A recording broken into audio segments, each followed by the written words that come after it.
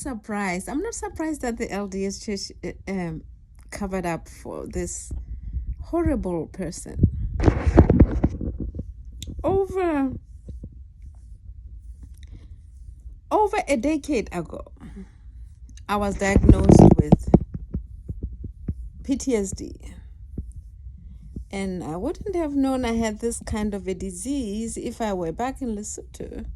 Because when I was growing up there, that condition would not have been classified as PTSD. It just didn't exist. The idea didn't exist. So, Dr. DeCarrier advised me that the condition was not curable and counseled me on the different techniques, approaches that I could deploy. When Weber State University's glitch threatened to return me to Lesotho,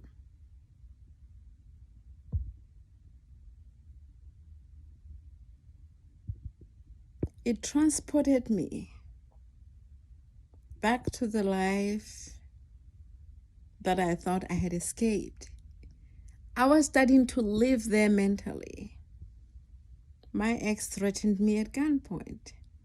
And when I came to the United States, for the first 2 to 3 years, I had terrible nightmares with a gun on my head.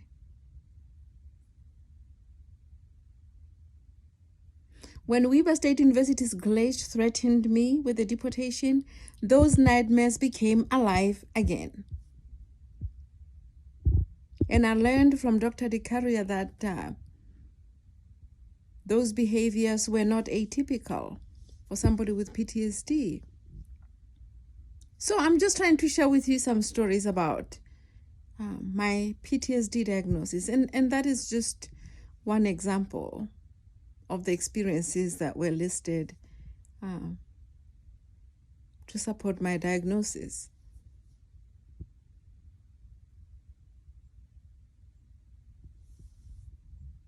Bishop Reese sent me to an LDS-approved therapist, Wardman or Walkman in Taylorsville, Utah. This nurse clinician diagnosed me with bipolar. It wasn't even a provisional diagnosis. Dr. DeCarrier said, no, you don't have bipolar. Wardman gave me, let me see, 2, 4, 6, 8, 10, 16, 32, about 48 tablets of Lamictal. They were like in a pop-up pad. I don't know what it's called here in the United States.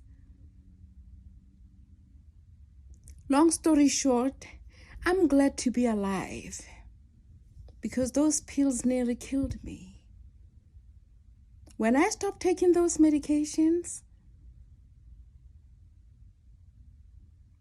when I was sharing the story about why I stopped those medications with Richard Reese,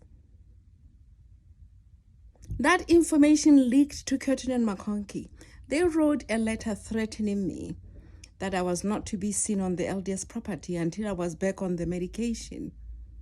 And in the lawsuit I filed against the LDS Church, you can read the details there yourself. Kirton and McConkie, the LDS law firm, had accessed my medical file without my permission. And that information had been leaked to the Holiday congregation,